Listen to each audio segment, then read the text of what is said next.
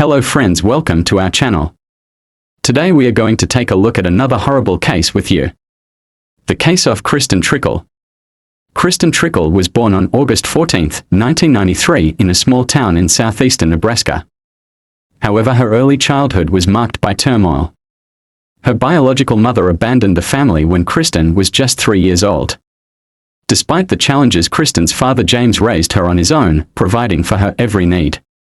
Unfortunately, James struggled with a severe and worsening illness, and tragically he passed away when Kristen was 16 years old. As a result, Kristen was at risk of being sent to a shelter until she turned 18, as there were no other close relatives to care. Fortunately, Kristen's aunt and uncle who lived in Kansas stepped into and provided a loving home, although they already had 3 children of their own. They were willing to take in their orphan niece and give her a comfortable and happy life. Kristen met Colby, a talented young musician, at church. At 18, Colby was already skilled on the guitar and wrote his own songs. He was passionate about building a successful music career as they spent more time together. Kristen and K's friendship blossomed into a romance. Colby's charming personality and musical talents captivated Kristen, and he often wrote songs for her. He was outgoing, friendly, and had a way of making people feel at ease. After graduating from high school, Colby's interests shifted towards the military.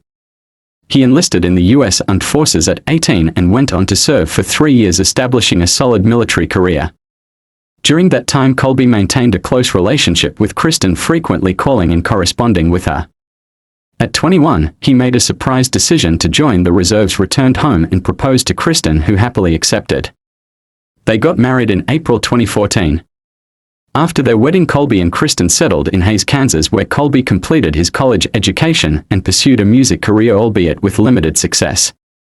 He performed at local events and parties, playing cover versions of popular songs. They had 2 dogs which they loved dearly, and many people considered their marriage to be happy. However, tragedy struck 5 years into their marriage on Halloween Eve. October 31, 2019, at around 4 a.m. a distress call was made to emergency services. The caller, who identified himself as Colby, reported that his wife Kristen had shot herself in the head with a revolver that was kept in their home. When medical help and the police arrived at the scene, a young man opened the front door for the officers but stayed outside himself.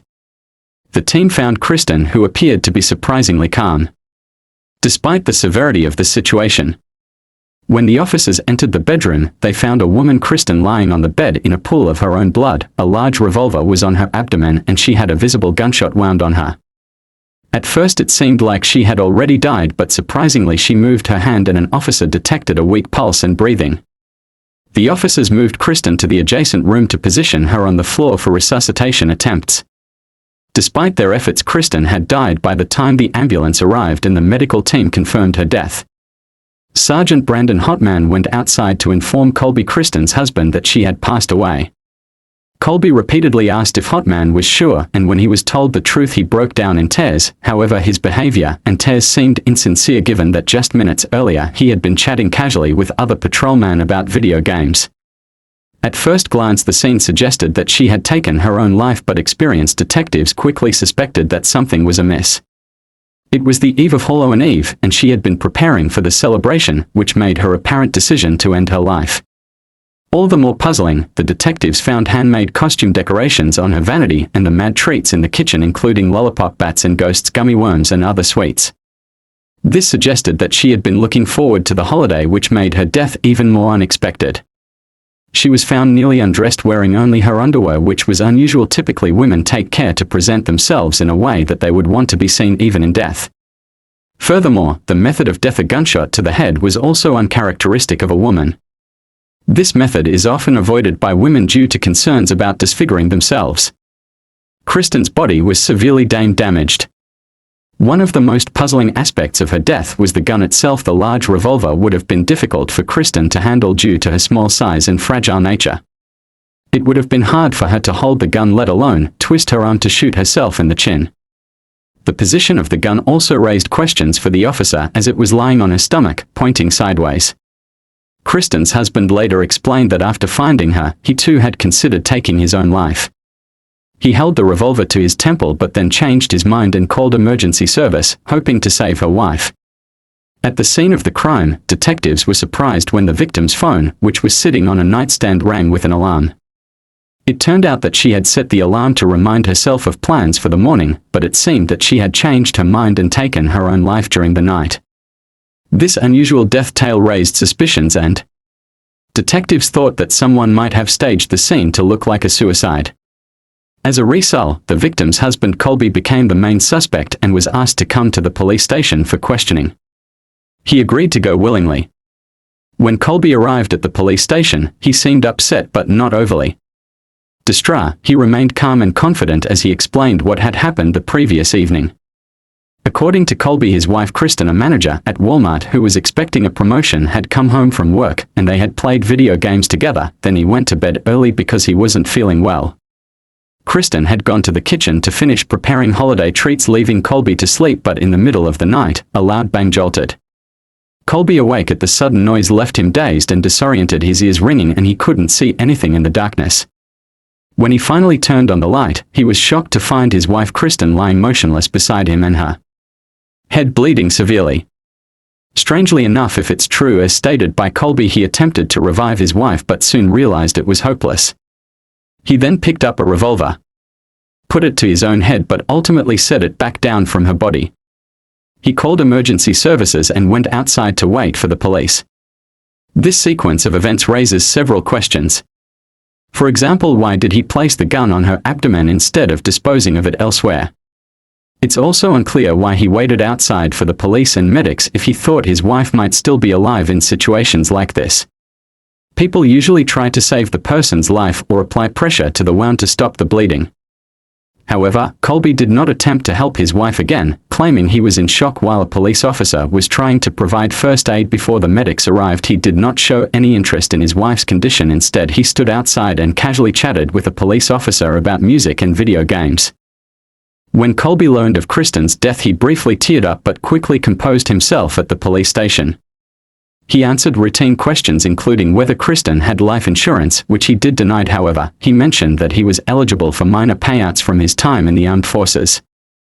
During the conversation, Colby began boasting about his military accomplishments, claiming to have worked in intelligence and participated in special operations worldwide. Despite sounding credible, Colby's claims were largely false.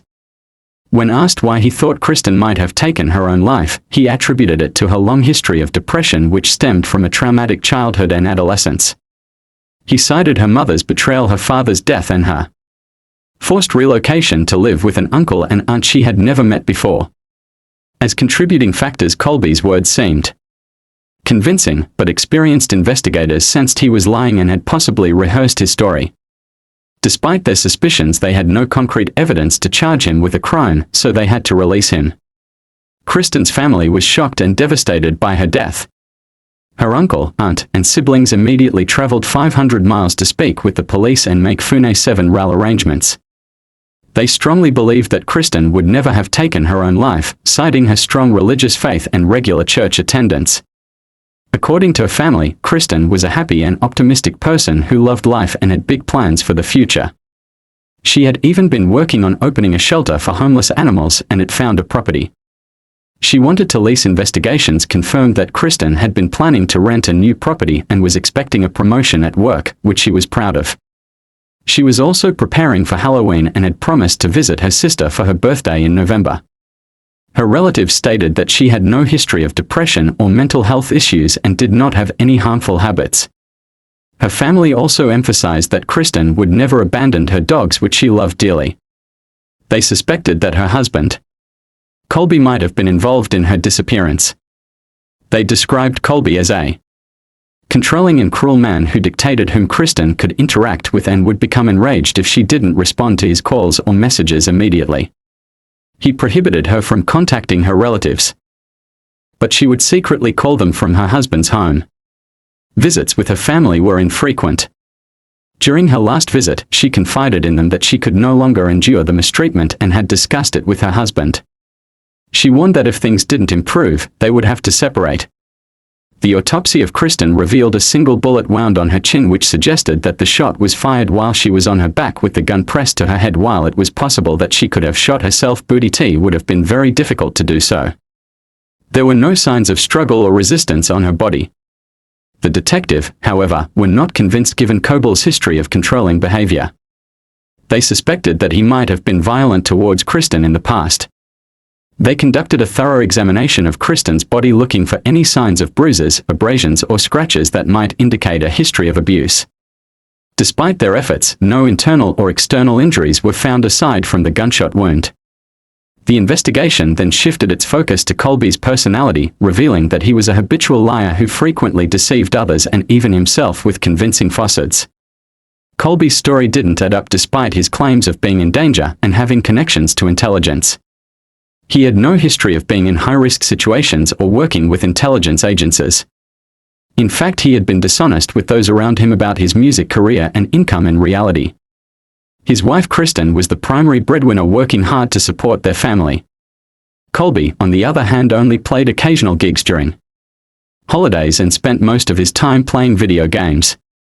He had talent but lacked the persistence and patience to succeed, and his laziness held him back. The police investigation uncovered some information. A search of Colby's and Kristen gadgets revealed a revealing look at their lives. Kristen's phone calendar was filled with appointments from haircuts to meetings with a real estate agent. Meanwhile, Colby's messages showed that he had been flirting with another woman. Even while at the police station, he had exchanged messages on a laptop in the living room, raising suspicions about his honesty.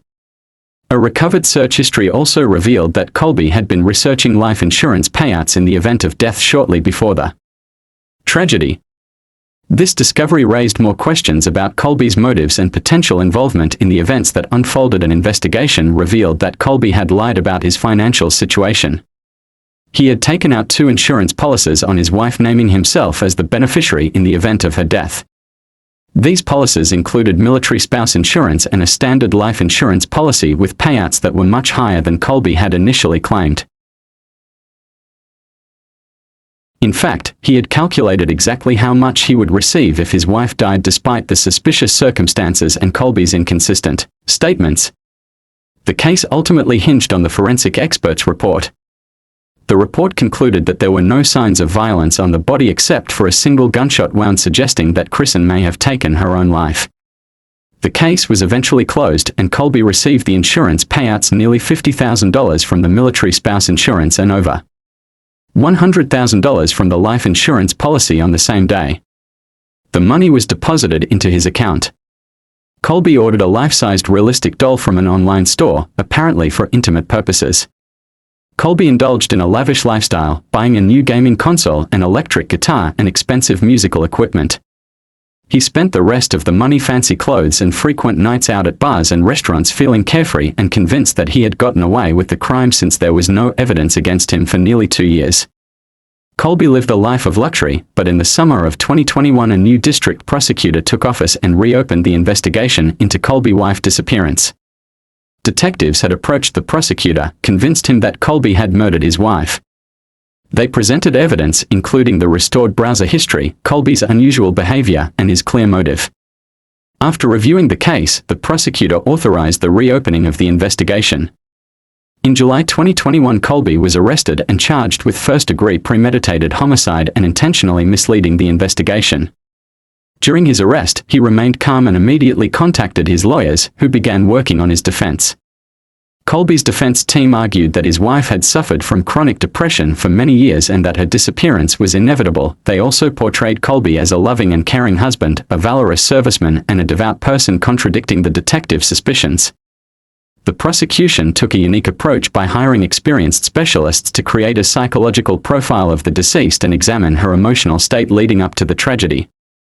This method, known as a psychological autopsy, involved analyzing data from Kristen's phone, social media posts, recent photos, and interviews with her relatives, friends, and colleagues.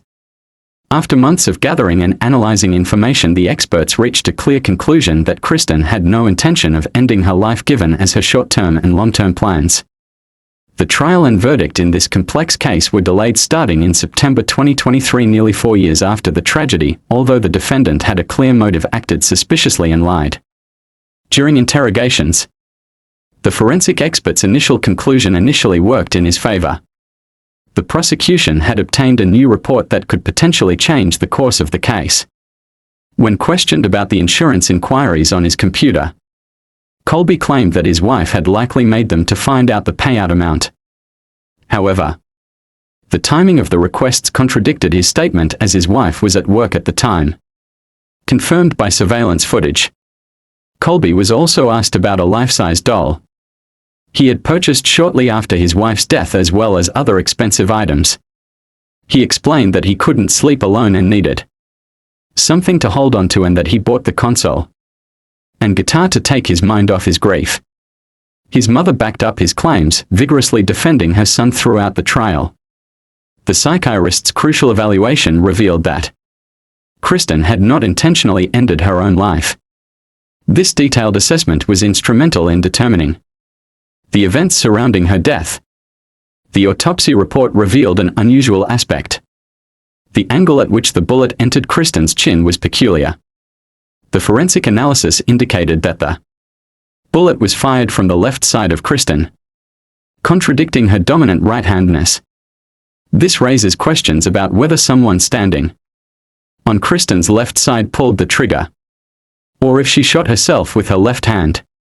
The latter is less plausible, considering Kristen was a right-hand individual. This vital evidence raises serious concerns about Colby's potential involvement in Kristen's death. After deliberating the case, the jury unanimously delivered a guilty verdict, findings Colby guilty of all charges.